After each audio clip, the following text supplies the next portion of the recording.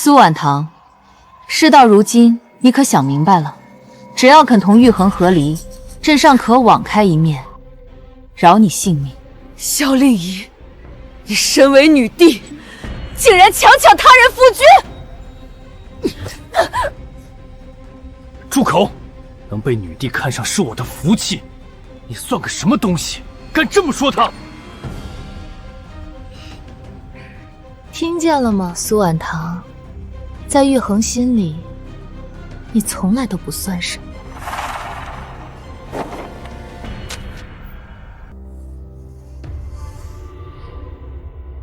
你还是签了和离书，成全我和令仪的一段佳话吧。想让我签下和离书，做梦！真是有骨气，那只好让你死了。来人，赐毒酒。令仪，让我来吧，我亲自为他。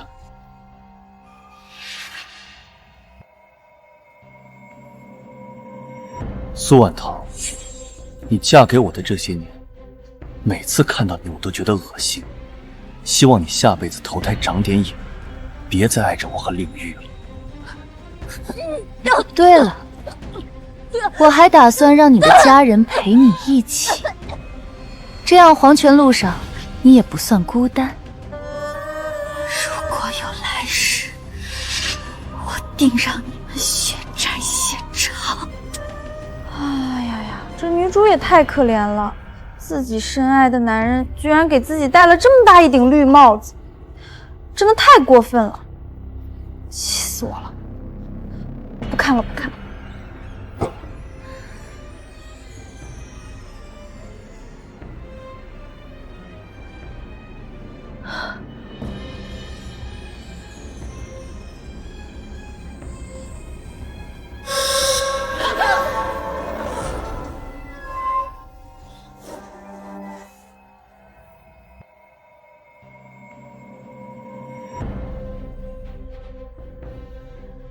这地方是苏婉堂成亲当天。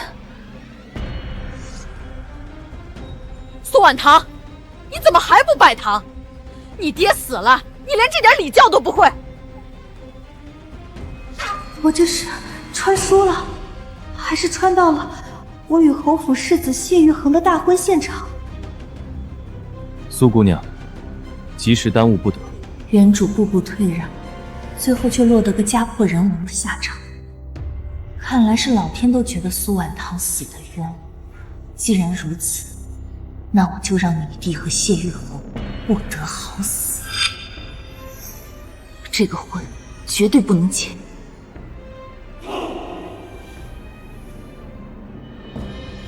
苏婉堂，别给脸不要脸，这是陛下赐婚，你想抗旨不成？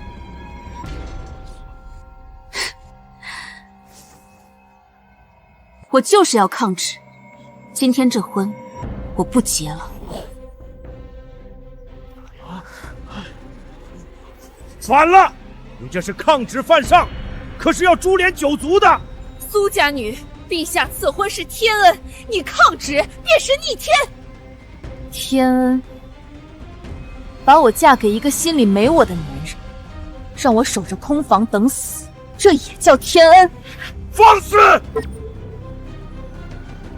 你们要的乖顺贤惠，我给不了；你们要的忍气吞声，我做不到。谢玉衡，你要跪你的女帝，你去跪，我苏婉堂不伺候。好你个不知天高地厚的苏婉堂！来人，将这冥顽不灵的疯妇给我拿下！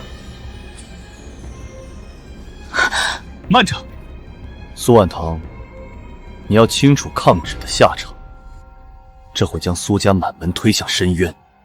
你当真要如此一意孤行？那也总比违心嫁娶，困死在这桩屈辱婚约里强。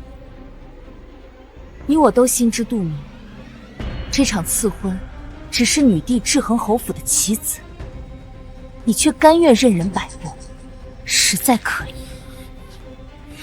今日诸位权贵宾客坐这，这桩荒唐婚事，我苏婉堂当众拒了，所有罪责我一人承担。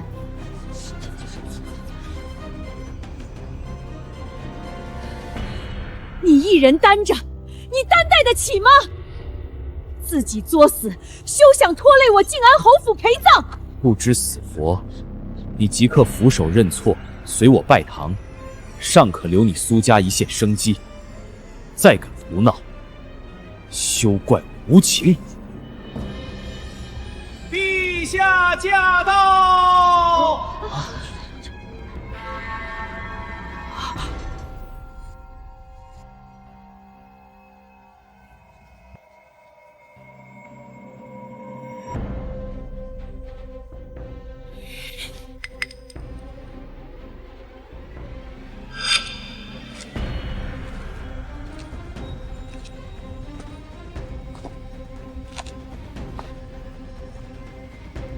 抬头，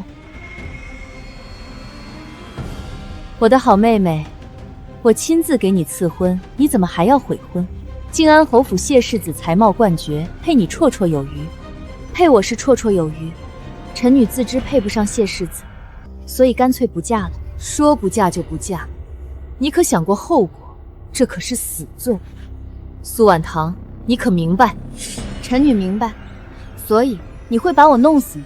用你那高高在上的皇权，赐你一死太简单了。今日满堂权贵看你，若因这点小事要了你的命，天下人岂不是要骂朕刻薄寡恩？朕怎么对得起你那为国捐躯的父亲？你想怎样？既然你死都不怕，那朕就给你一条难比登天的生路，流放北境。明日辰时即刻启程。北境，那不是大清最为贫苦的附属国吗？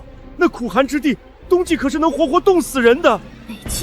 北境好啊！3年后萧令仪滥用私权，北境起兵南下，短短数月便改朝换代。苏婉上，以后是死是活，可就全凭你的造化了。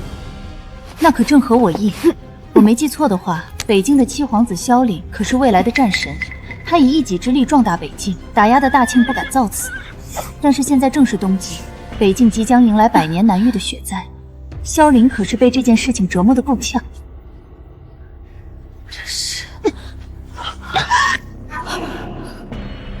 没想到我的便利店也跟来了。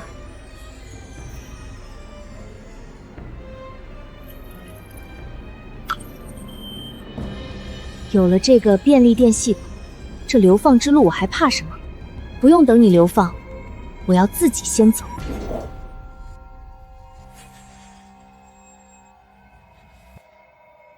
婉堂，你怎敢抗旨啊？这可是死罪啊！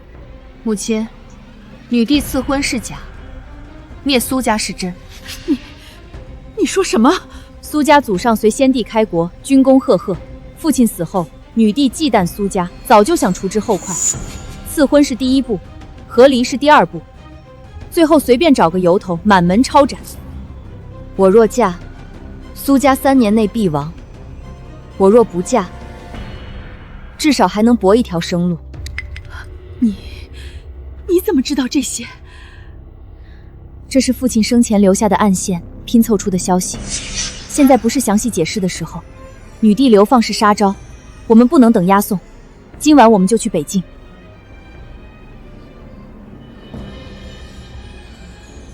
母亲，去前院，把所有丫鬟、护卫叫来。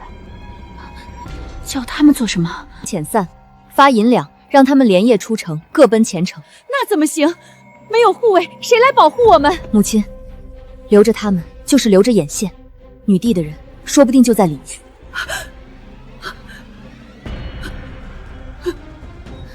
你也是，收拾细软，只带必需品，重的、大的都不要。姐，我听你的。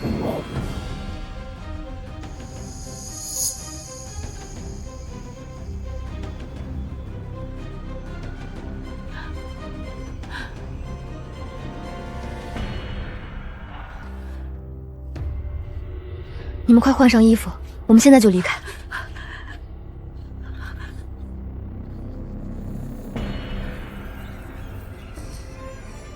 姐，这些东西你是从哪儿弄出来的？这是我的秘密，你只需要知道，我能带你活下去就行。晚唐，咱们真就这么走了？抗旨淘金可是死罪。母亲，女帝要的是苏家死在流放路上，我们若不走，明天押送的官差就会在荒野把我们神不知鬼不觉地解决掉。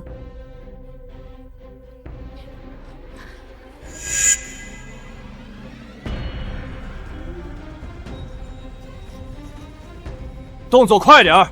我等奉旨提审苏氏重犯，一只苍蝇也别放出去。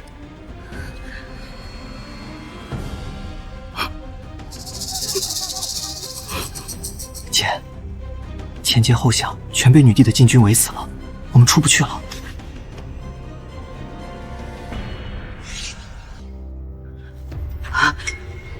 别慌，你们跟我来。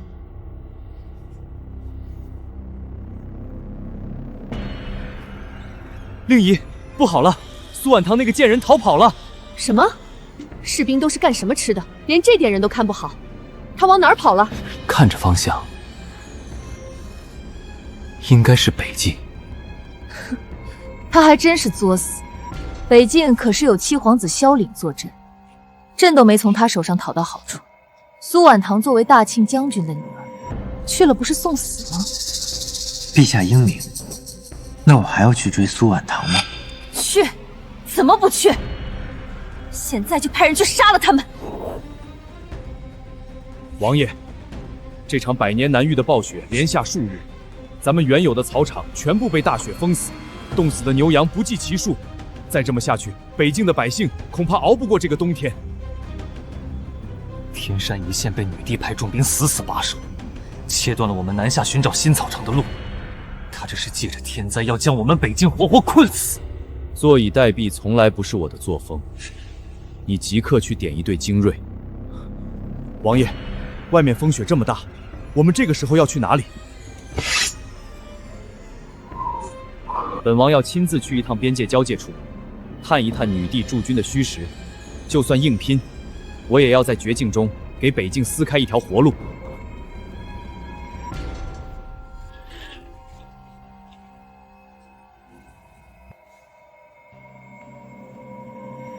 姐，我们现在快要到北境了，可以歇会儿了吧？我真的走不动了。再往前有处避风地，我们到了再歇。可是我真的走不动。婉堂，快给我口水。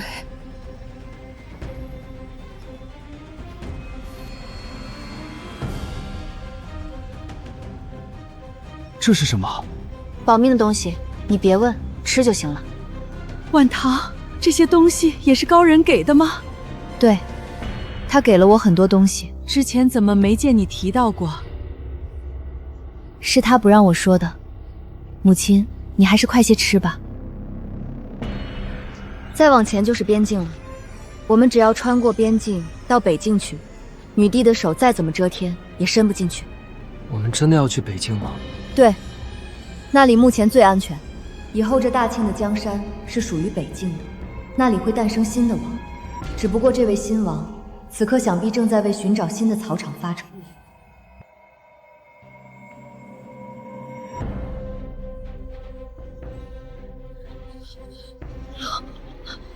好冷。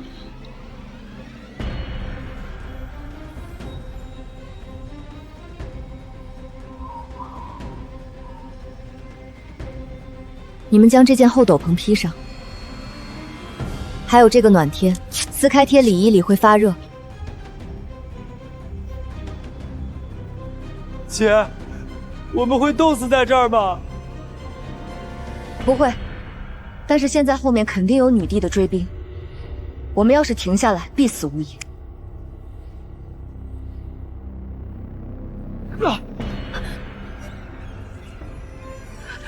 小曼，小曼，你怎么样？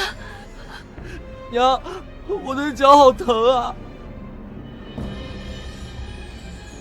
现在雪下的越来越大了，我们再不走，绝对要被困在这儿。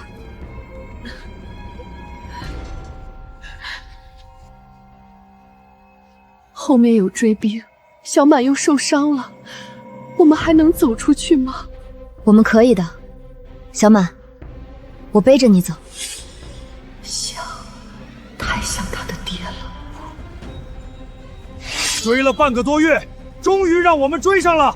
杀了苏家余孽，赏黄金100两。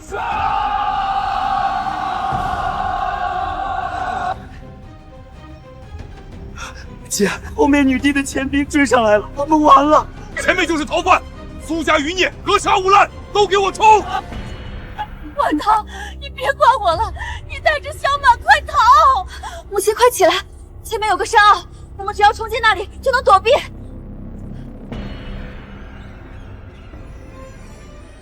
王爷，看衣服是大庆的禁军，他们好像在追杀什么人。先别走，我们看看情况。王爷，此地毕竟是大庆地界，若是强行插手，恐怕会暴露我们的行踪。怎么？你怕了？末将不知怕字怎么写，凭王爷的通天手段，加上身后这10多名百战精锐，就算是1000人小队，咱们也能杀他个7进7出。走，随我冲锋！大庆想杀的人，我偏要救。本王今日就是要跟庆国作对。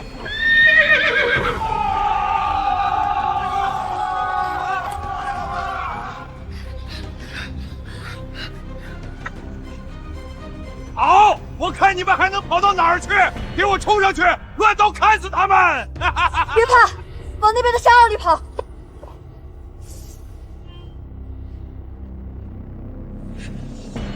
想杀我，那就看你们有没有这回这个命。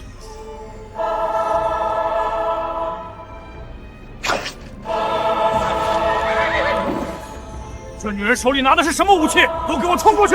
砍下她人头者赏金100两！晚唐，追兵越来越多了，这样下去我们一个都活不成。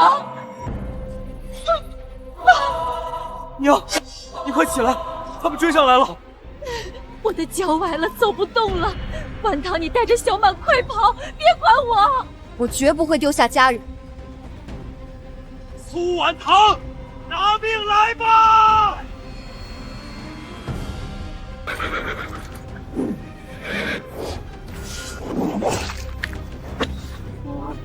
不好，有埋伏，我们速战速决。是北境的边军，你们敢对大庆禁军出手？有考虑过后果吗？禁军不过是养在皇宫里、杵着站岗的狗而已。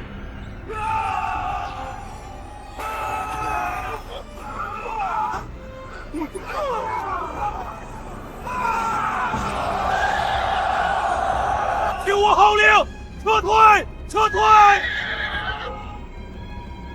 王爷，追吗？残兵败将罢了，不用理会。母亲，你怎么样？有没有受伤？不碍事，我只是脚崴了一下，不耽误走路。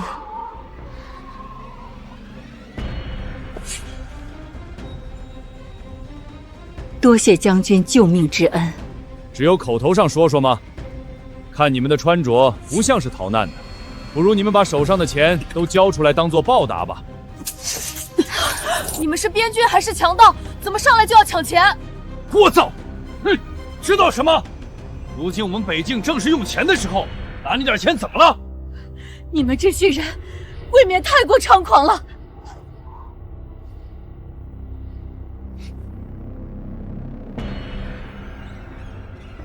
母亲，您别动怒，我来解决。你一个女人，竟然不怕我？我怎么会怕北境的七王爷呢？您可是声名在外。你知道我何止是知道您？北境眼下大雪成灾，牛羊冻死无数，粮道彻底断绝。你们已经打算出兵劫掠抢夺粮草物资？满口胡言！你竟敢造谣我北境要劫掠百姓，当真活腻了！王爷暂且息怒，我有一计，能给北境一条生路。苏姑娘，你到底想说什么？劳烦王爷取来北境地图，我亲自指给你看。取地形图来。本王倒要看看你有何过人见解。王爷请看，我让你们迁徙的地方就是天南山，这里三面环山，气候适宜，又人迹罕至，草料绝对充足。荒唐！北境谁人不知天南山遍布沼泽，去了便是送死。你胡说八道也要有个限度。你们看到的只是山洪淤积、寒冬风雪掩盖的假象，沼泽地下土质坚硬无比，足够让人通行。王爷不可信，此女言语虚妄，万万不可拿北境子民的性命冒险。如今全境草场冰封枯死，你们再犹豫下去，只会让牲畜饿死冻死。冒险探寻生路，才有一线生机。你言辞笃定，逻辑缜密，本王便信你这一次。但你记住，若你欺瞒本王，害得北境众人身陷绝境，不止你死，你的家人也要为你陪葬。我既有把握献策，便敢担下所有后果，任凭王爷处置。你即刻挑选一小队精锐士兵与资深老牧民，备好行囊，明日一早，随本王前往天南山实地探查。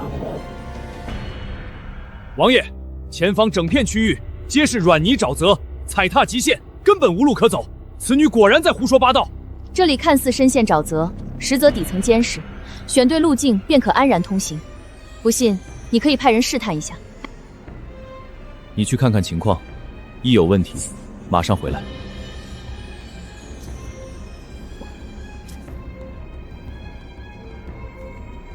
王爷，可行？这片沼泽当真能走？全队继续前进。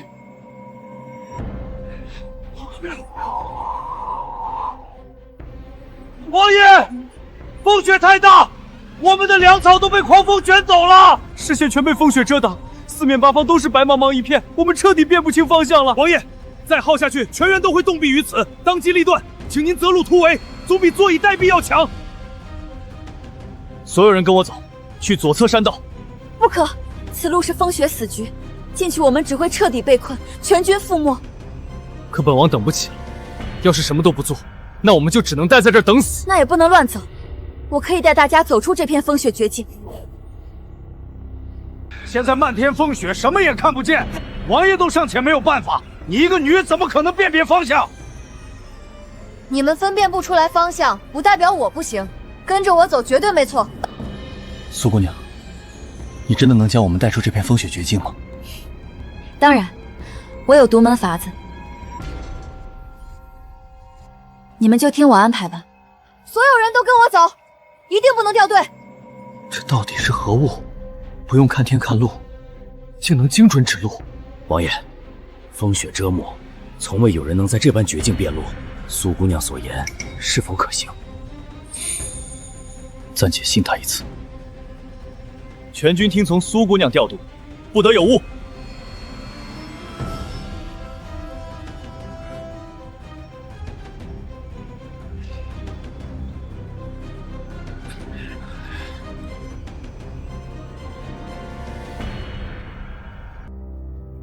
居然真的走出来了，太不可思议了！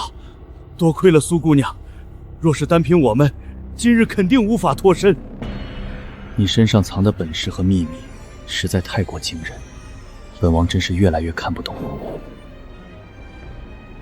太好了，我们活着抵达东牧场了，不用担心会没命了。刚才风雪迷途，是本王见识浅薄，无端质疑你的本事，险些耽误生机。本王在此向你祝歉。王爷也是为了队伍安全考虑，并无过错。你这句道歉，我可承受不起。苏姑娘如此大度，本王敬佩。王爷，咱们好不容易从白毛峰里逃出来，可随军粮草全都被大风卷没了，这荒山野岭的，我们要怎么办啊？是啊，王爷，再耗下去，不用等风雪冻死，我们就先饿垮了。王爷，末将请命，带一队精锐原路折返。就算风雪再大，我等也拼死把粮草运回来，绝不能让众人饿死在此地。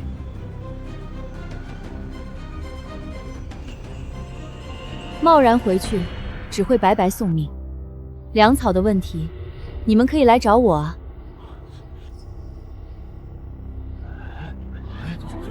这都是什么吃食？模样新奇古怪，我活了大半辈子，从来没见过这种东西。这盒子还能自己发热，太神奇了，简直闻所未闻。这些食物，你是在哪儿找到的？这就不方便对王爷说了，你们吃就完了。这东西颜色太鲜亮，样子实在怪异，看着就不像是正经吃食啊。此物我从未见过。苏姑娘，你能保证这里面没毒吗？是啊，太奇怪了，根本不敢吃，万一吃出事儿了，我们性命都保不住。苏姑娘数次舍命救我们，绝不可能害大家。你们不敢吃，我先来，就算真有毒，我也甘愿先替众人试毒。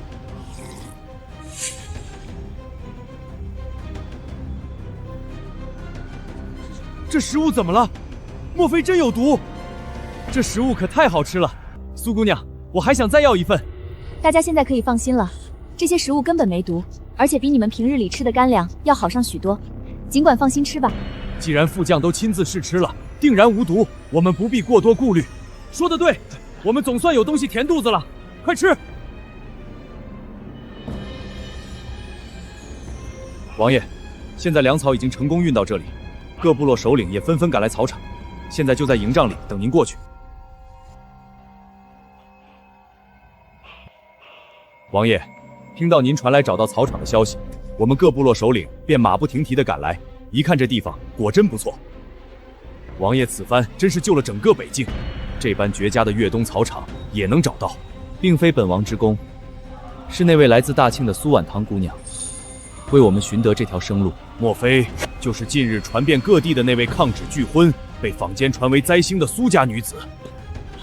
你们都听说了没？如今外界都在传言说苏姑娘是灾星降世，传言她可亲可嫁，走到哪儿就生祸事。咱们北境不会真要被她连累吧？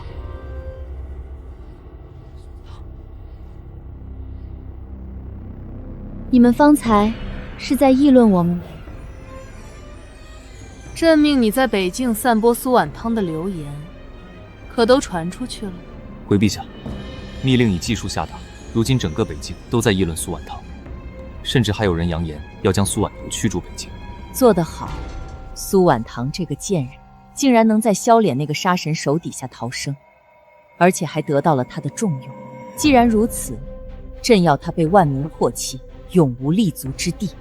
陛下圣明，萧岭镇守北境最重人心，只要苏婉堂声名尽毁，他便是无根浮萍，迟早被弃。苏婉堂，朕就不信搞不死你。你说什么？城中最近传了什么谣言？你详细说来。王爷有所不知，今日北境流言四起，众人皆言苏姑娘是灾星转世，说克死了自己的亲人，走投无路才来到北境，还说北境这次的白毛风也是她带来的。现在外界好多人要把苏姑娘赶出北境，别让她再给北境带来灾祸。不可能，苏姑娘昨日还救了我们，怎么可能是灾星？传令下去，务必查清流言源头，揪出幕后造谣之人。苏婉堂，我就是议论你又怎样？不祥之人，祸乱草原。若不是你，北境绝不会遭此雪灾。我们北境不欢迎你，立刻滚出去！对，滚出去！灾星，快点走吧，别再为我们带来灾祸了。苏姑娘，你有什么想说的吗？流言蜚语罢了，我问心无愧。你们看，他就这么离开了，定是灾星无疑。放肆！若无苏姑娘，我北境队伍早已葬身风雪。你们不知感恩，反倒还听信流言，实在是愚昧。你们好好反省一下吧。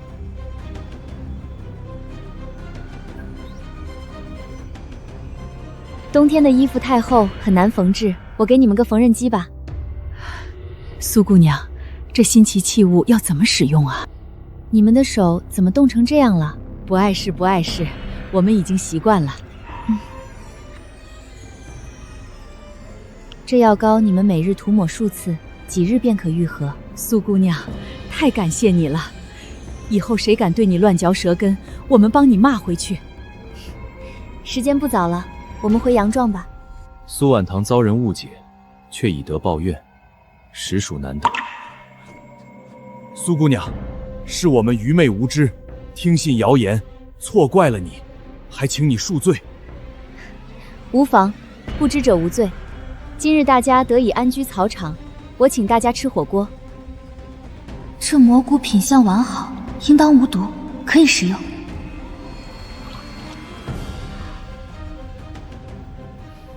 坏了，我看走眼了，这蘑菇有毒。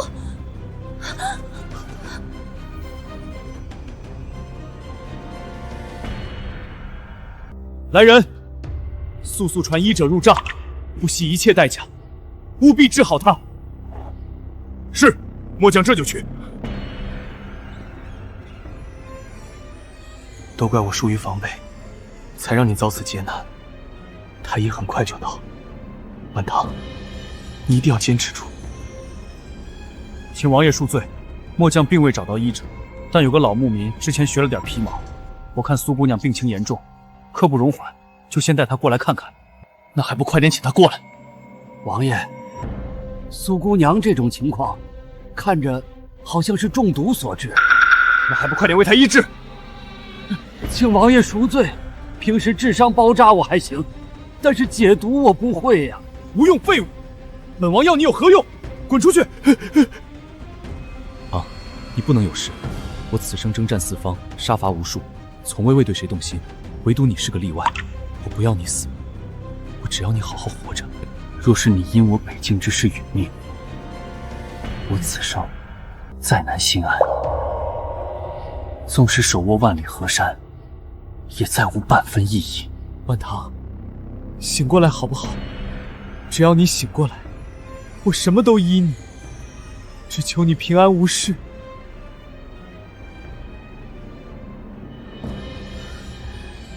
萧林，你怎么在我床上？万唐，你终于醒了，身体可有不适？昨夜你昏迷不醒，险些吓死我了。你抱得太紧了，我都喘不过气了。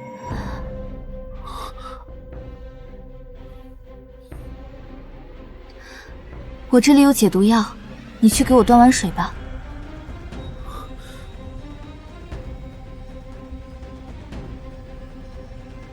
这就是你说的药，我怎么没见过？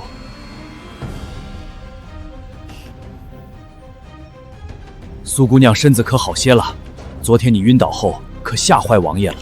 因为老牧民医术太浅，治不了你，王爷为此还发了好大的火。对啊，你是没见到，我还是第一次见到王爷这般失态慌张的样子。没想到杀伐果断的北境战神，竟也有这般细心温柔的一面。晚唐，你身体刚好，我今日将要返回北境主城，我已为你家人安顿好居所，你可以回去陪伴他们。但是什么？我怕你体内毒素未清理干净，还需名医诊治最为稳妥。我想让你暂时住在我府上休养，不知你意下如何？好啊，我答应你就是了。王爷这般费心守护，怕是不只怜惜我性命，而是另有私心吧？是，本王心悦于你，绝非一时兴起。在你重度昏迷之时，我便彻底认清了自己的心意。那王爷是什么时候喜欢上我的？可能是你冒着风雪带我们脱离险境的时候，也可能是你被牧民驱赶，毫无怨言，依旧尽心教他们织布写字、治病救人的时候。原来王爷这么快就喜欢上我了。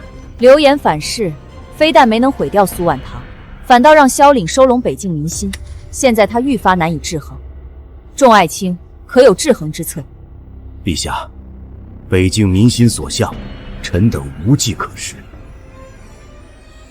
陛下，臣有一计，可彻底为陛下除去这一心腹大患。你速速道来，若能除去萧林，朕重重赏你。削藩。奉天承运，皇帝诏曰：北境藩王萧礼镇守边疆多年，今北疆天灾平息，特诏萧礼即刻上交北境兵符，卸去北疆镇守之职。钦此。王爷半生戍守北疆，浴血沙场，如今北境刚刚安稳，陛下便迫不及待削藩夺权，实在太过无情。北境的山河安稳，全是王爷拼死换来的，兵权是王爷半生护国的根基，万万不可轻易上交啊！女帝旨意，谁敢不从？你们是想让你家王爷背上抗旨不臣的罪名吗？萧林，万万不可交权，你一定要三思啊！女帝本就忌惮你，此番削藩就是为了彻底拿捏你，你千万不要中计。苏婉堂，我和王爷说话，你插什么嘴？一介逃教罪女也敢干预朝堂政事？你叛逃出国，我还没找你算账。尔等皆是大庆正统将士，识君之路，忠君之守。希望王爷莫要让一己私情耽误社稷大义，连累全军获罪。怎么样，王爷，可想好？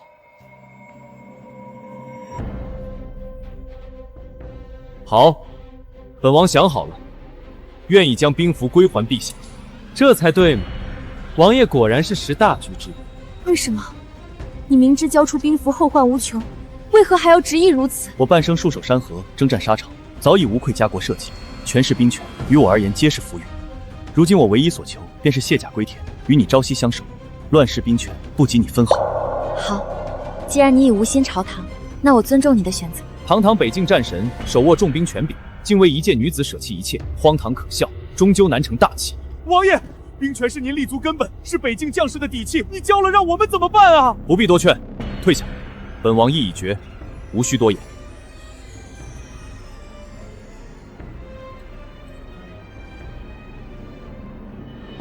王爷不愧是女帝最信任的战神，连兵权都交得这么轻松。如今萧凛交出兵权，再也无需忌惮他。女帝有命，今日便斩杀萧凛与苏婉堂，永绝后患。是。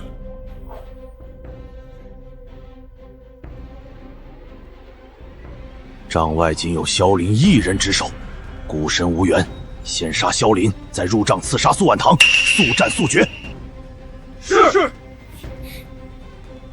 敢打扰我夫人睡觉，我看你们都不想活了。废话少说，我等奉女帝密令，特此斩杀你和苏婉堂。识相的话，我还能留你们个全尸。真是天大的笑话！你现在可以赴死了。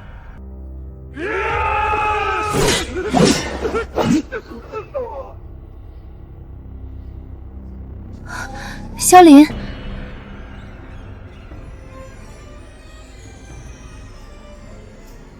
萧凛，外面为何如此嘈杂？发生何事了？无事，只是将士们夜间操练，动静有点大，竟让你休息了。原来如此，难怪吵得人心烦。那我继续歇息了。你快去再睡一觉，现在时间还早。你放心，他们不敢再打扰你休息了。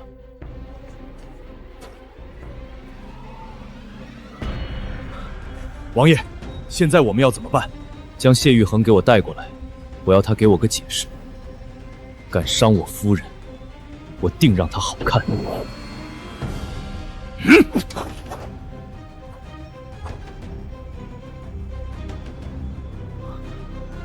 这是什么情况？派去的杀手怎么全部覆灭了？谢世子，这是什么意思？本王已经交出兵权，你竟还派人前来暗杀，你是何居心？王爷这说的是什么话？这些杀手我并不知道是从哪儿来的，定然是有人刻意栽赃陷害。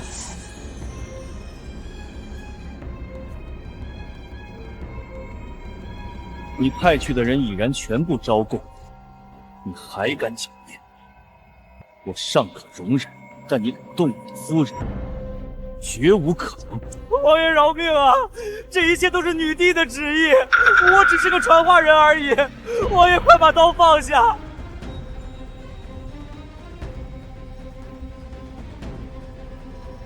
公子上家，他竟会杀我！我还以为此番必死无疑。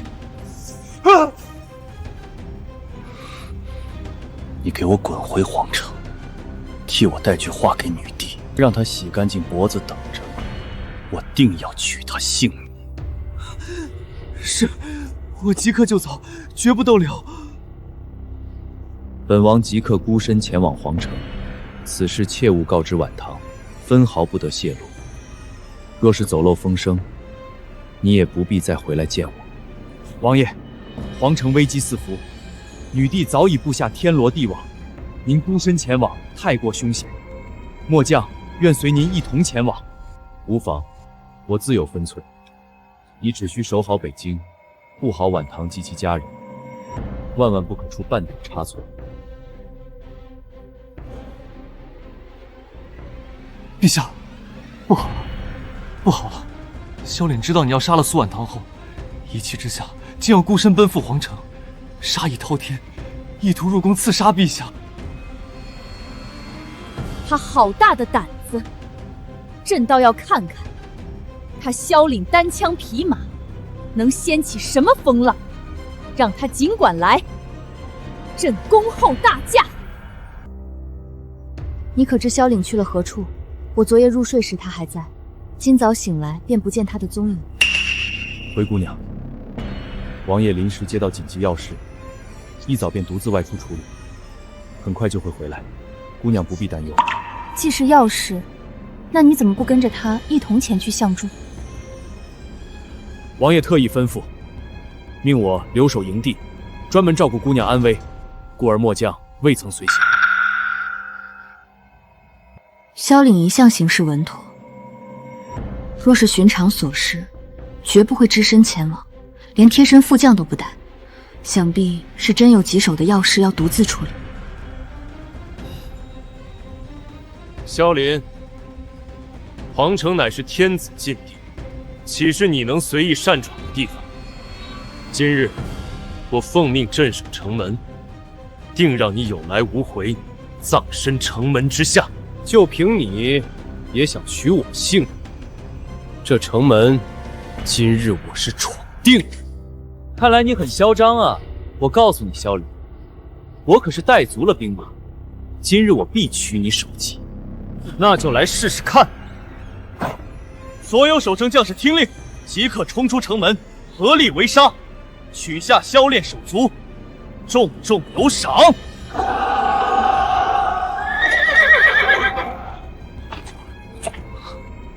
没想到萧凛实力如此强悍，我带了这么多人都拦不住他。谢玉皇，拿命了！萧伦再打下去，肯定能攻破城门。再留在此地阻拦，我必死无疑啊！你们也上！要是拦不住萧凛，我就把你们杀了！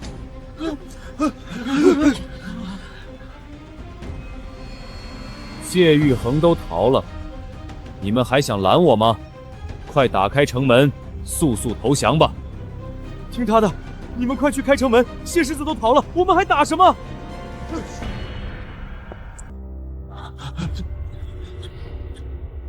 是北境萧王，我们万万不是对手，还要上去送死吗？废话，你要上你上，我可不想死。陛下，臣罪该万死，没能挡住萧凛，他已然孤身闯宫，直奔大殿而来。众爱卿，你们都快去拦住萧凛，绝不能让他踏入大殿半步。一群废物，危急关头竟无一人为朕分忧。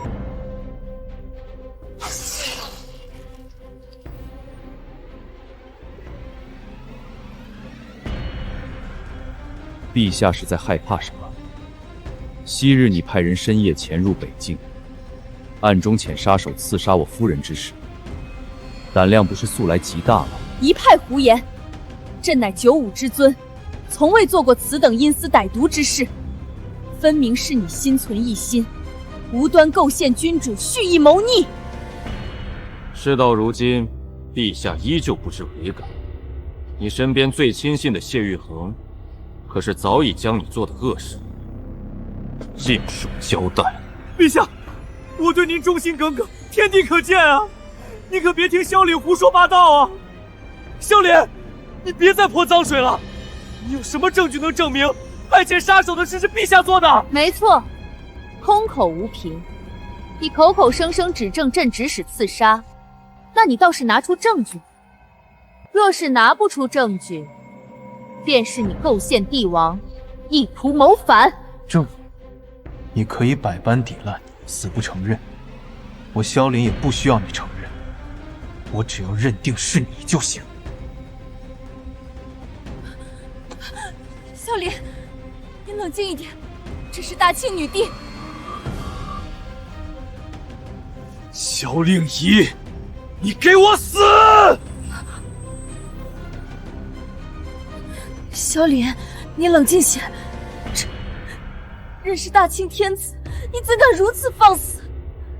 你想要什么，朕都可以给你，皇位也行，江山也行，你拿去便是。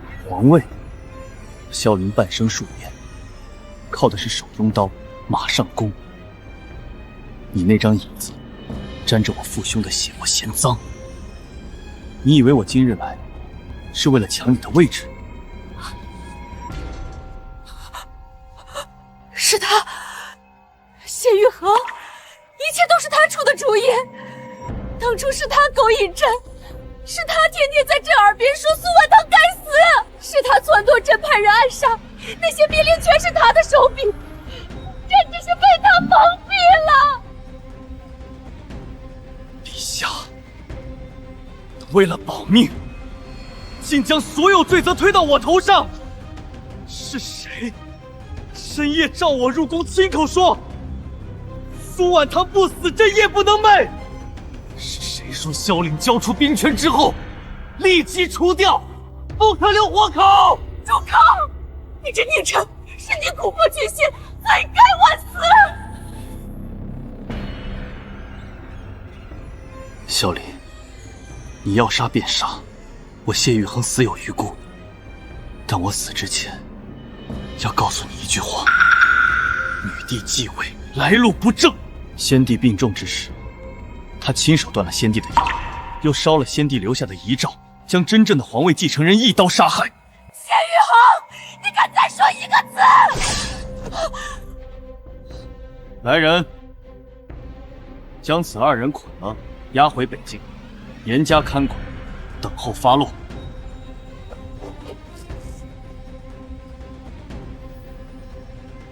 苏婉谈，你以为你赢了吗？你不过是运气好，攀上了萧岭这棵大树。若没有他，你连北境都走不进来。你说的对，我运气好，但你有没有想过，为什么我运气好，而你运气不好？因为你们这些人合起伙来算计朕。算计你？这些不都是你自己做的吗？我告诉你，我这里可还保存了那份遗诏。不可能，朕亲眼看着它烧成灰烬的，朕一点一点烧的，这肯定是你伪造的。这份是我父亲从火堆里捡起，放在了我苏家密室里的，不可能有假。开启修复功能。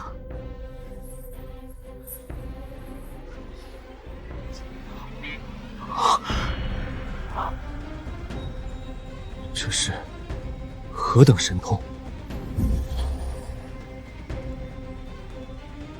你自己看吧。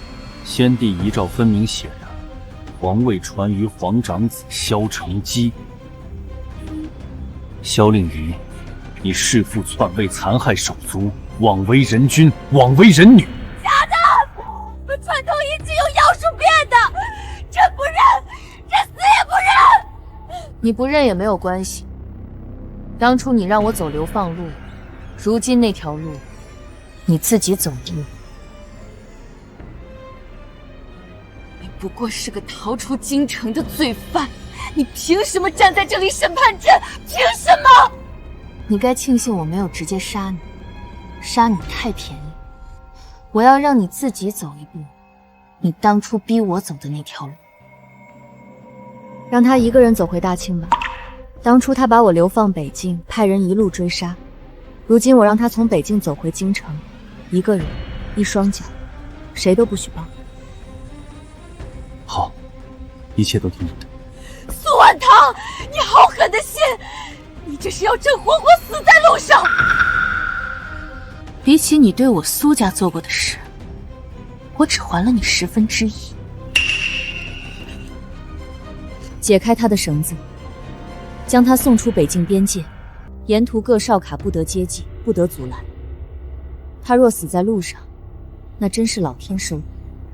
末将遵命。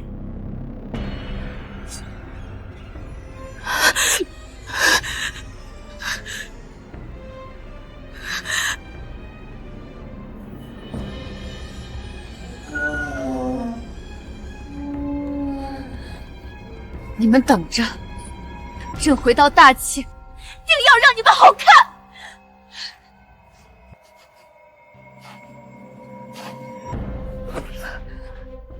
朕是天子，朕是真龙，朕不会死在这里，朕还要回去。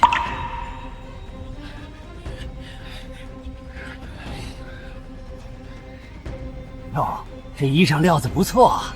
你是从北境逃出来的贵人吗？放肆！我是大庆之人，你们不得无礼！大庆，大庆的女帝把我们逼得家破人亡，你还好意思说大庆？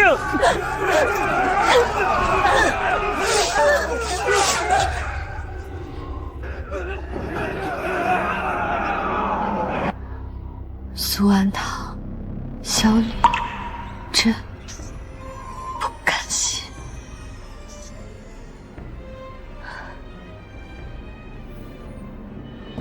朕驾崩后，可将皇位传于萧承熙，众大臣务必要好好辅佐他。但是承熙已被萧令仪杀后，皇位继承之权当归于先帝血脉直系旁氏，你们有什么想法？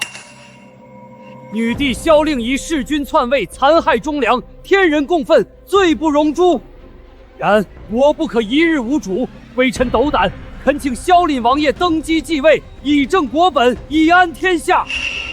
请王爷登基，以正国本；请王爷登基，以安天下。我不想要这个位置。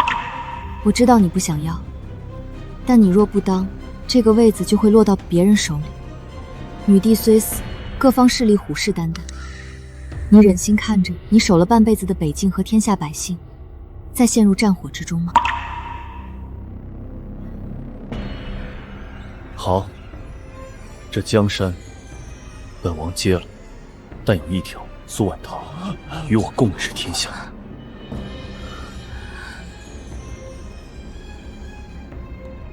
婉堂，我封你为后，你在朝堂之上与我并肩，这样我们就能名正言顺地站在一起，谁也不能智慧。萧凌，你知道皇后意味着什么吗？这个身份意味着我一辈子都要被困在后宫之中，我还有太多事没做完，我不想被困在一方小小的天地里。那你想做什么？你告诉我，我都依你。我要当摄政王，坐在朝堂之上，和你一起治理朝政。我要走遍天下山川，看百姓吃饱穿暖，安居乐业，这些才是我真正想做的事。好，我登基后的第一道旨意，大庆设摄政王一位，苏婉堂任职，与朕共治天下。凡天下大事，摄政王与朕同议同决，百官朝拜亦同列御阶。你不怕群臣反对？自古没有女子当摄政王的先例。我萧凌连皇位都不稀罕，还怕他们反对？先例这种东西，没有人走，就走出一条路。好，那我们就一起走这条路。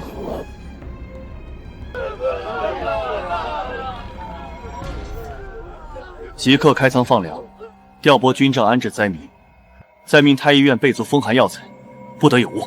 是。光放粮不够，城外灾民少说5万人，坐吃山空撑不过1个月。等粮吃完了，人还是没活路。你有办法？让他们自己救自己。我有一个计谋，以工代赈，把灾民组织起来，修堤筑坝，按工计酬，按日发粮，既能加固堤防，又让灾民有饭吃，有事做，不至于闲中生乱。诸位，朝廷不会白白养你们，但也不会抛下你们。从今日起，凡有力气的男人、女人，跟我上堤修坝，干1天活，领1天粮，干1个月，领1月的钱。你们愿意吗？我们真能吃饱饭吗？俺男人被洪水冲走了，俺带着娃儿，啥也不会干。我以性命担保，你干多少活，得多少粮。你们当中若有1人饿死，我苏婉堂拿命来赔。我干，我也干。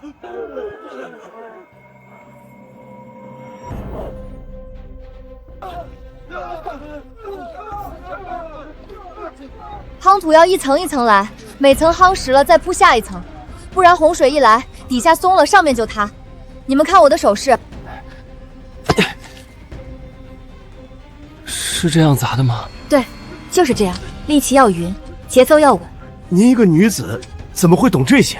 俺们祖祖辈辈修堤都是凭老经验，没人像您这样讲得头头是道。我见过的洪水比你们多，我吃过的亏也比你们多，所以就学会了。啊！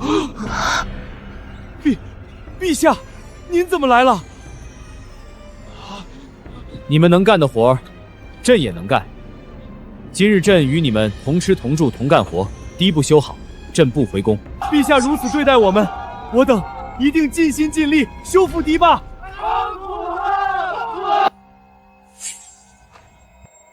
晚唐，没想到你还有修复堤坝的能力啊！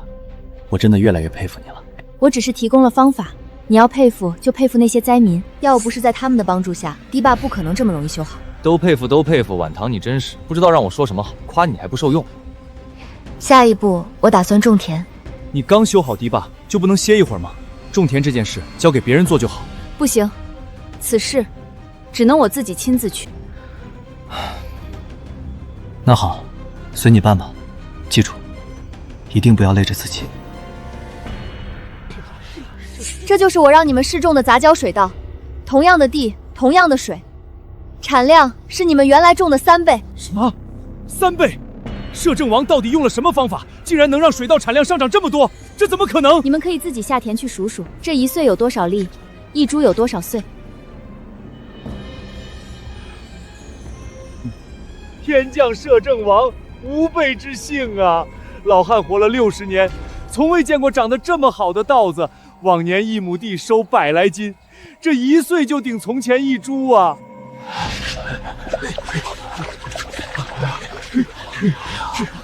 是啊，1亩地产量300多斤，以往只有100斤出头，这简直是神迹呀！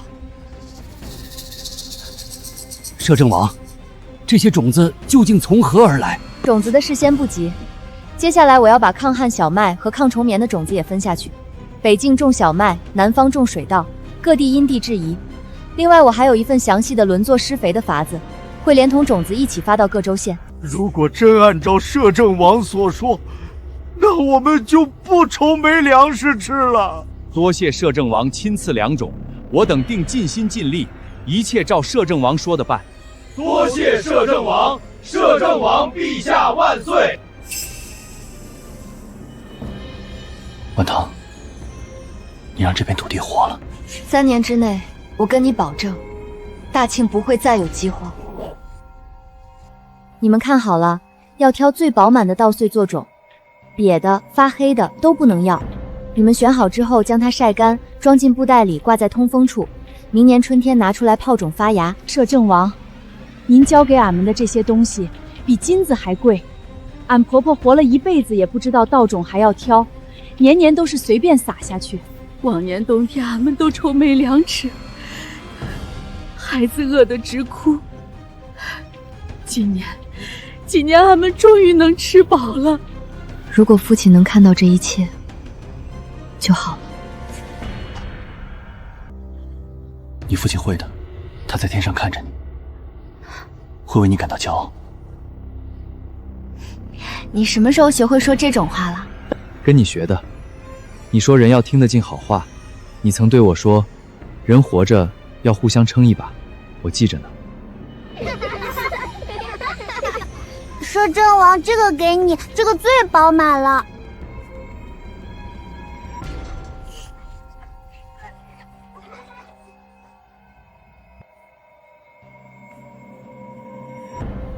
晚唐，你接下来想要做什么？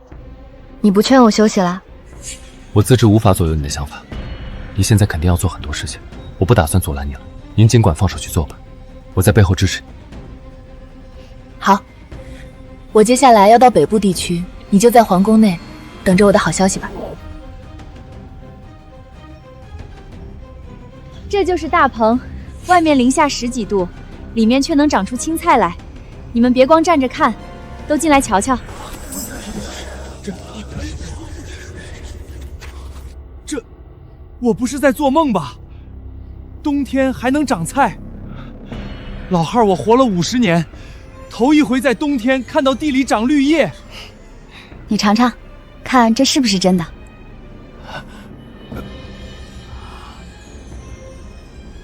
是真的，这就是青菜，是甜的。走，我再带你们去看看地窖。地窖？地窖是什么东西？管它是什么，只要是摄政王弄的，绝对是好的。你们将菜收下来，先晾2天，把表面的水汽晾干了，然后一层土一层菜放进去，土要压实，不能有缝，这样菜能存1整个冬天不坏。摄政王，这地窖真的能让菜放1整个冬天不坏？你们尽管放心，地窖就是这么有用。哎呀，你就别再质疑了，摄政王还能骗我们成吗？我哪有质疑？我怎么可能不相信摄政王的话？回头我将搭棚子和地窖的繁文法告诉你们，所需的竹编你们去山上砍，草莲自己编，油脂由朝廷统一分发。今年冬天，保证你们家家都能吃上绿菜。我等叩谢摄政王。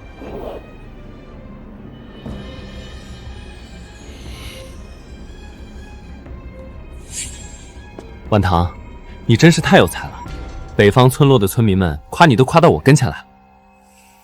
那不是理所应当吗？你倒是不见外，从雪地引路到冬牧场，从解毒药到缝纫机，从大棚青菜到水泥官道，你拿出的每样东西都是北境上下闻所未闻的。你到底是从哪来的人？若是从前我告诉你，我来自很远很远的地方，远到你不信。现在，我只能说，我来了，是为了让你和北境的人活下去，过好日子。你不会走，对吗？不走了，我哪儿也不去。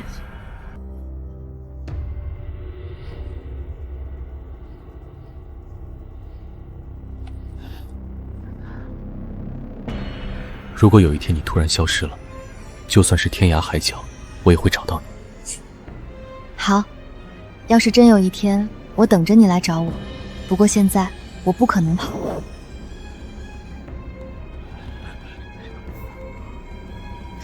这个配方记住了吗？石灰、粘土、铁渣3样按我说的比例配好，烧出来的就叫水泥。你们如果学会了，以后就有了走遍天下都饿不死的本事。摄政王教俺们这门手艺，往后修桥铺路方便太多了。从前修条路3、5年就烂了，这水泥路怕是能走几10年。俺们这些工匠也算是有了吃饭的真本事了。你看，我打算先修第1条水泥路，从京城直通北境，沿途每隔3级再设立一个驿站，供商旅歇脚补货。这条路修好了，南北就算真正通了。摄政王，这条路人少路远，沿途多是荒地，修起来耗费巨大。是否先修近处的人多的地方？末将怕朝廷银两吃不消。路通了，人才会来。北境有大庆最好的草场和铁器，京城有最好的布匹和粮食。路一修通，南北货流流起来，两边都富。人不能只看眼前，得往10年后看。今天花的银子，10年后肯定会10倍、100倍的回来。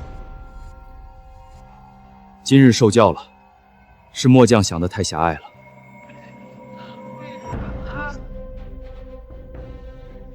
摄政王，陛下，安在这路边摆摊才半个月，卖茶的收入比之前种地1年还多。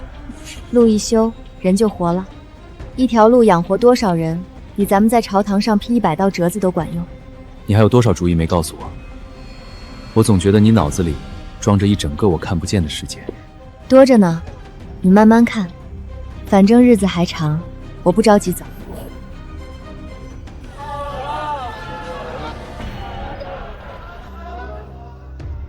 客官好眼光，这是南边刚运来的细瓷，走新路过来的，才3天就到。您看这釉色，这手感，京城里那些富贵人家都抢着买。以前南方的货到北京要多久？那可就久了，少说半个月，多则1个月。路上颠碎一半，剩下的也卖不出价。现在好了，水泥路又平又稳，5天准到，碎的也少，价钱还便宜了2成。俺这铺子这3个月赚的比前3年加起来都多。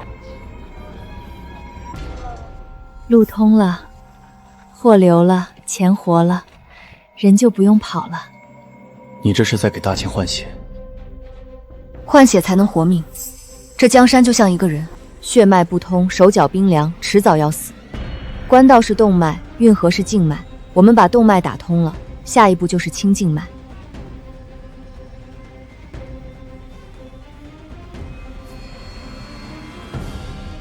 那我们就一起让这江山活过来。从今天起，你们就在这里读书，我会教你们认字、算术，以后还会教你们种地、看病、做手艺。你们学的每一样东西，将来都能让你们活得更好。摄政王，女孩子也能读书吗？当然能。女孩子读书以后也能当大夫、当先生、当官，只要你愿意学，我教到你学会为止。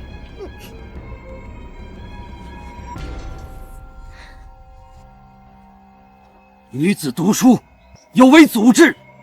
摄政王，这是在乱天下伦常。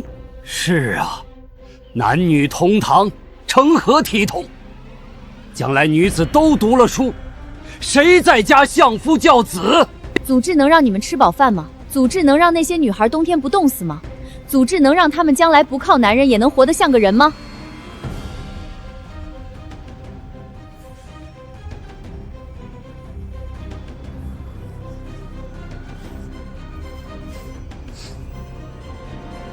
周地人，以慎走见。你是来看孩子的？我闺女坐在第3排那个，她爹不让她来，说丫头片子读什么书，是我偷偷让她来的。您别赶她走，我每天来给学堂扫院子抵学费，成不？不用你扫院子，你闺女读书不要钱。如果她学得好，将来我送她去京城继续读，她读到哪儿，我供到哪儿。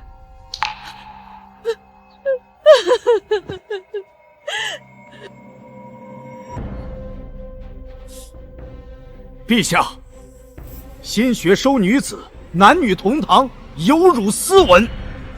臣恳请陛下废止此制，以正风气。你家中有没有女儿？有。那你也觉得你女儿不配读书？臣只是担忧祖制。朕的摄政王说，读书不分男女。朕觉得对。从今日起，谁再反对新学，就辞官回家，先把自家女儿教好了再回。摄政王大驾光临，不知有何指教？江南水乡粗茶淡饭，恐慢当了贵人。指教不敢，我就问一件事：均田令推行半年，你们各家报上来的田亩数和我手里这份朝廷存档的旧账，怎么差了整整3倍？摄政王有所不知，江南水田情况复杂，有些地年年被淹，根本没法耕种，理应过免；还有些是沙地、盐碱地，产不了粮。那你们去年卖给朝廷的漕粮是从哪儿来的？你们报的地没有产粮，漕粮却是天上掉下来的。这是朝廷的账册，这是地方粮库的入库记录，这一笔一笔都对得上。我不查你们旧账，也不抓人。今日我来是给你们留个体面，主动减租，按实际田亩数重新登记。朝廷给你们每家发一块褒奖牌匾，刻乐善好之识大体4个字。不愿配合的，我让陛下的北境铁骑亲自来帮你们量地，一把尺子量到底，1亩也不会差。摄政王宽宏，我等遵目。摄政王，多谢摄政王，俺家减了3成租，今年俺们能过个好年。摄政王，您比女帝好1万倍，您就是俺们江南的恩人。你们的好意我都收下了，你们快回去吧。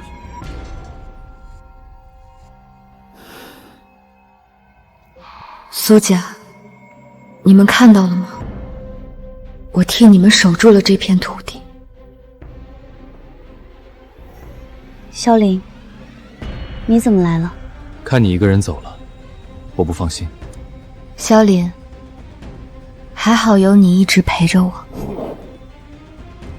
滑轮组用好了，一个人能顶10个人的力气。你们先是那一组，回头我把新图画出来，再给你们改良。摄政王给俺们这些工具，顶俺们自己摸索3年。从前挖渠全靠蛮力，现在有了这滑轮，一天能顶空前3天的活。你这水平仪太好用了，昨天测的那段河道差了整整半尺，要是按老法子挖下去，全白费了力气。堂堂陛下亲自挖土，也不怕朝臣说闲话。他们要说，让他们也下来挖2天试试，我看他们能坚持几个时辰。我要在那里建一座水闸，旱时蓄水，涝时泄洪。你看什么呢？看图纸。那就好好看。这一段挖完，咱们的粮仓就再也不怕旱了。摄政王陛下，老汉们不识字，只能请人刻了这块碑。这9河100渠，救了俺们子孙后代的命啊！起来，都起来！我做的这些不算什么，是你们100万民夫一锹一锹挖出来的，要谢你们自己。这天下的堤坝，是百姓一间一间扛出来的。朕与摄政王只是开了个头，石碑留着，但朕要加一句话，刻上名利可经，功在千秋。这天下的堤坝是百姓一间一间扛出来的，朕与摄政王只是开了个头。你教的要听得见好话，也要记得住感恩的人。古代医书说风寒入体，现代的说法是病毒感染，两种说法不矛盾，我把它们结合起来了。你们看这一条，发热不退，除了喝汤药，还要用湿毛巾敷额头降温。这个法子看着简单，但能救不少人。摄政王，这些方子都是您自己试过的？都试过，药局里所有试出去的药，我全都自己先用过。我说安全的，你们才发给百姓。这条规矩永远不能变。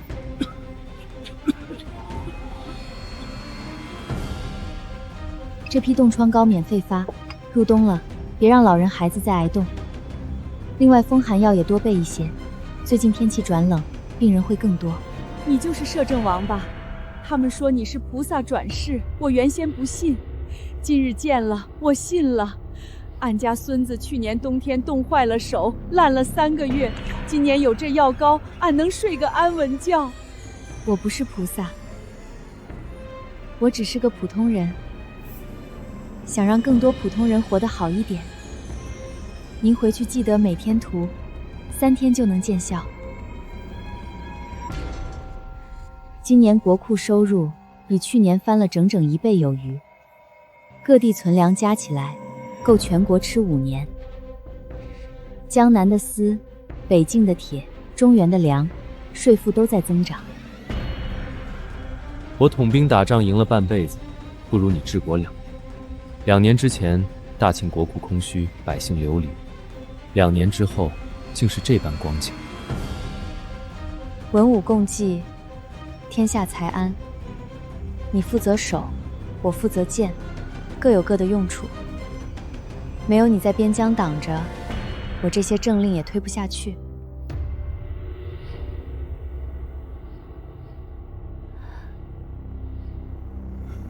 你看什么？看奏章。对了，边关密报今晚到的，北仓那边最近有些异动，我想明天跟你细议。北仓，他们想趁我们修水利的时候生事。现在还不确定，但得提前准备。明天朝会后，我们单独谈。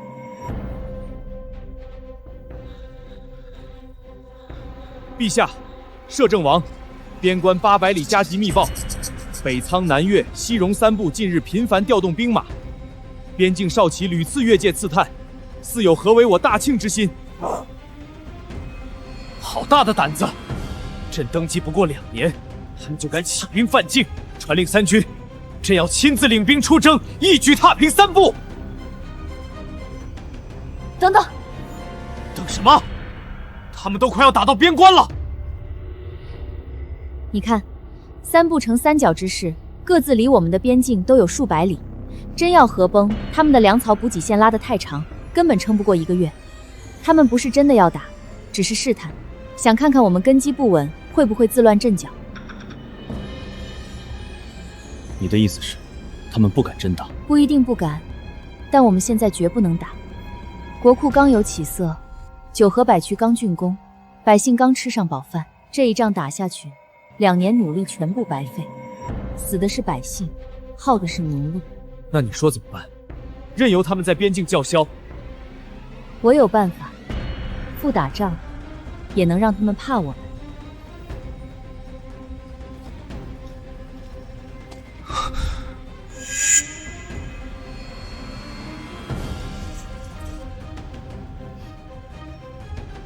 这些都是哪儿来的？图纸是我画的，材料和工匠是副将找的，断断续续住了大半年，就放在这里等这一天。你早知道。摄政王不让末将说，末将也怕提前说了，王爷您沉不住气。瞒你的事很多，但都是为你好，不是不信任你，是怕你知道了太早，反倒打草惊蛇。万堂，你到底还有多少我不知道的本事？还有很多，但现在不是一件件说的时候。萧林，我们搞一次大阅兵。阅兵？让3部使臣都来看，让他们亲眼看看大庆的铁骑和火炮。这一仗不打，他们就不敢再打。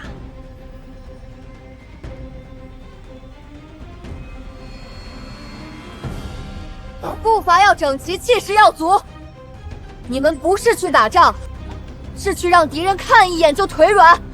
乱阵，左翼前出，右翼包抄，中军不动。末将跟王爷打了10几年仗，头一回见阅兵当仗来练的。萧凛，你别光站着看，下来走一遍。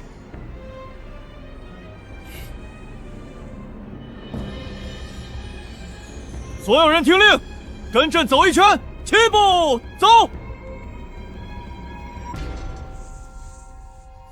你练他们多久了？大半年了。你以为我每天在画图，只有图纸吗？好，那就让3部使臣好好看看我大庆的军威。陛下，3部使臣虽面上称臣，但北仓首领回去后便调兵遣将，分明是贼心不死。臣请命增兵边关，直接踏平3部，永绝后患。末将愿领兵出征。大庆火炮军威已显，正好趁势横扫北境各部，省得日后反复。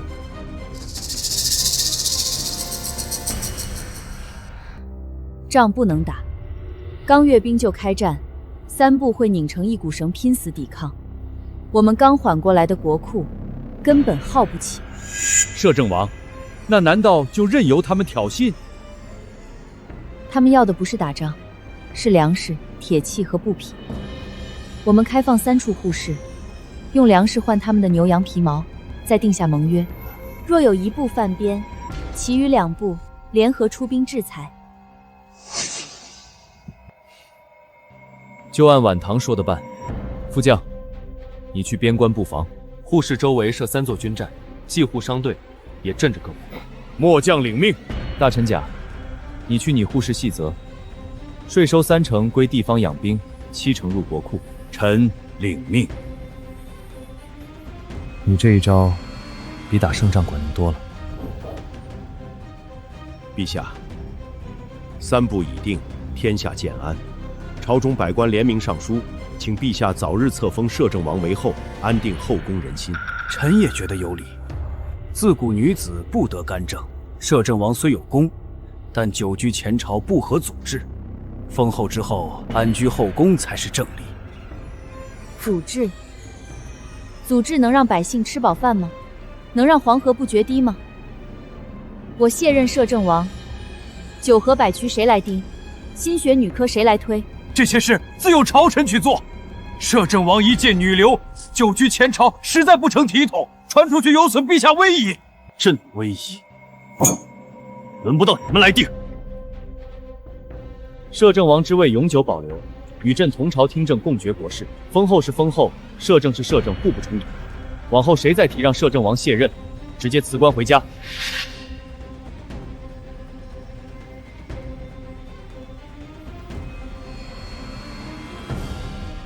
陛下，边关裁军后，近万老兵没了安置之处，北境苦寒，不少人伤了腿脚，回乡也没地种，再拖下去，怕是要生乱子。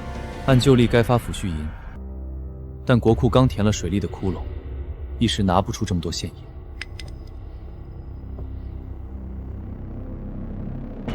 军屯啊，边关附近有上百万亩荒地，分给老兵耕种，免3年赋税。种子农具由朝廷统一发，平时种地，战时随军出征，既安置了人，又补了军粮。可是那些荒地都是盐碱地，种不出多少粮食，老兵们怕是不肯去。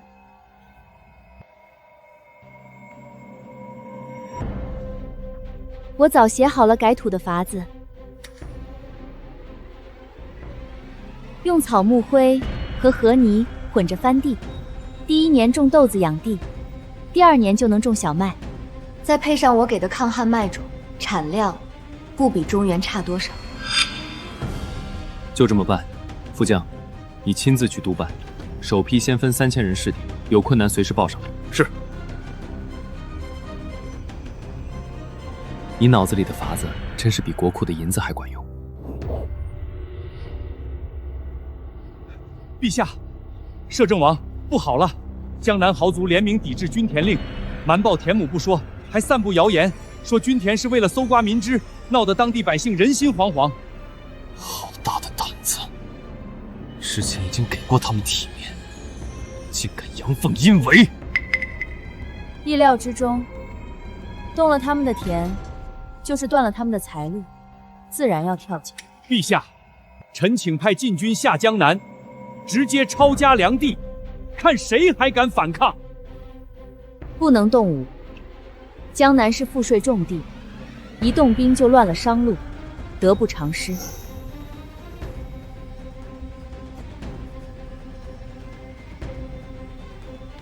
第一，把江南佃户的租子降到3成，愿意报官分田的佃户直接领田，先拆了他们和佃户的关系。第二，凡是主动如实报田的豪族，给他们挂乡衔牌匾。优先拿运河商船的经营权。第三，顽固不化的，查他们往年偷税漏税的旧案，按律补税罚款。立刻按摄政王说的办，朕给你调30名户部主事南下，半个月内朕要看到江南的真实土木数。是。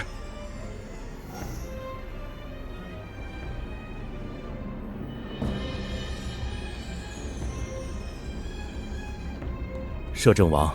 各地儒生联名上书，反对开设女科取士，说女子读书已是逾矩，入朝为官更是乱了纲常，还请摄政王三思。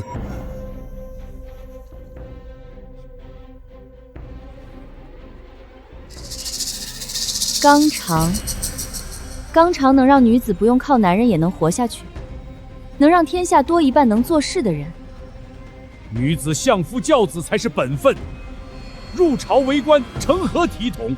将来孩子们都跟着学，家将不家，国将不国。老大人，我是女子，我修了黄河堤坝，推了杂交水道，建了新学堂，定了互市盟约，这些事，哪一件是男子独有的本分？女科照常开。殿试不分男女，只看才学。谁要是不服，就来和我辩策论，辩赢了再说废不废。朕也觉得可行。往后6部各司都要招女官，从底层做起，和男官同凤同权。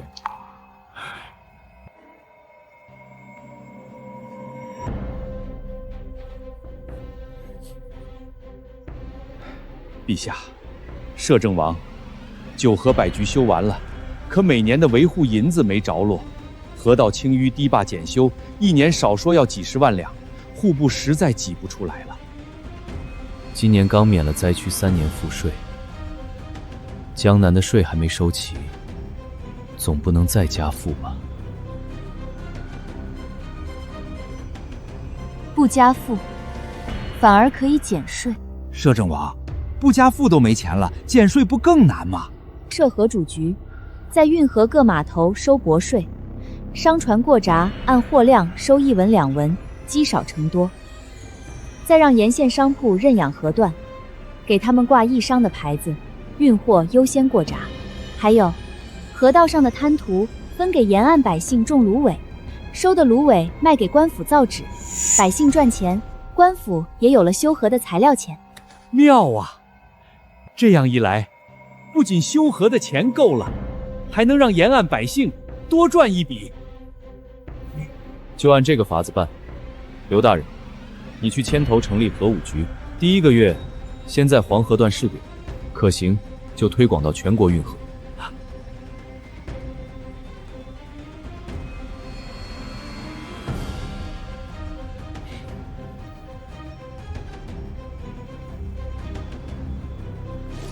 陛下，摄政王，北仓部落反悔了，他们扣了我们的商队，抢了所有货物，还说护市的条款不算数，要我们每年给他们10万担粮食，不然就带兵犯边。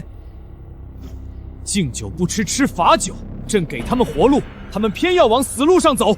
副将，点3万铁骑，朕亲自领兵。别冲动，现在开战，刚稳定的边关又要乱，之前的护市布局全白费了。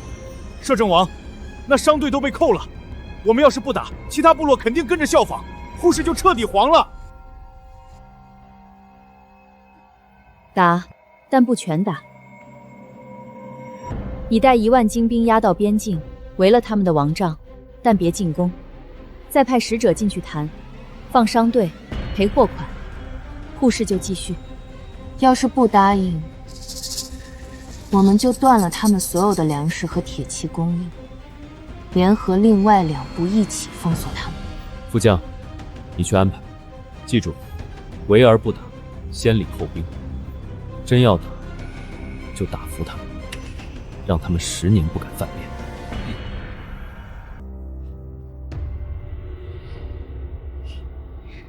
打不是目的，让他们乖乖做生意才是。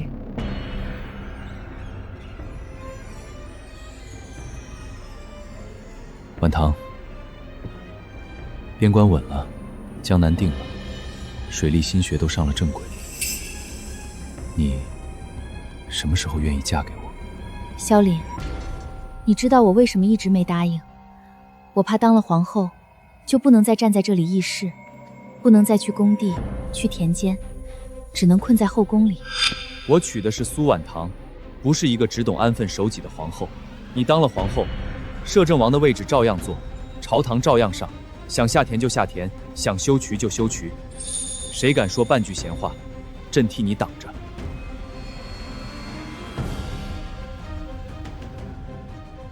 我怕流言蜚语，怕百姓说你被妖后迷惑，怕后世史书骂你昏庸。史书怎么写，后世怎么骂，朕都担着。朕只知道，没有你，就没有现在的大清。这个皇后之位，你当之无愧，也无人能替代。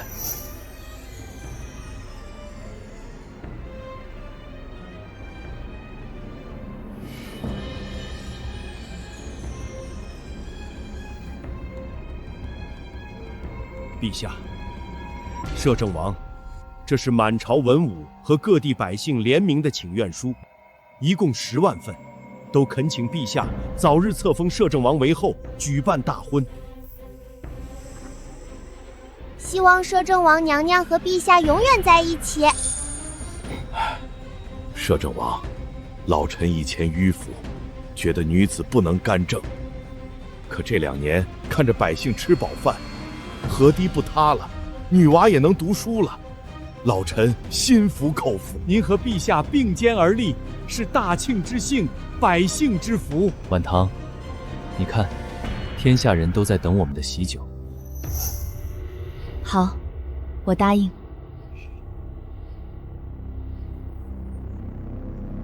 你看，我们要做的事都一步步实现了，黄河稳了，百姓饱了，新路通了，新学也开了。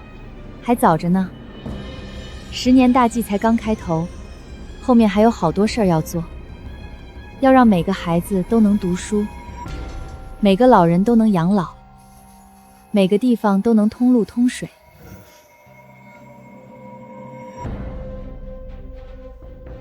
没关系，我们有一辈子的时间慢慢做。小莲，谢谢你，谢谢你一直信我，一直等我。谢谢你给大清一个太平盛世，往后余生，山河万里，我都陪着你。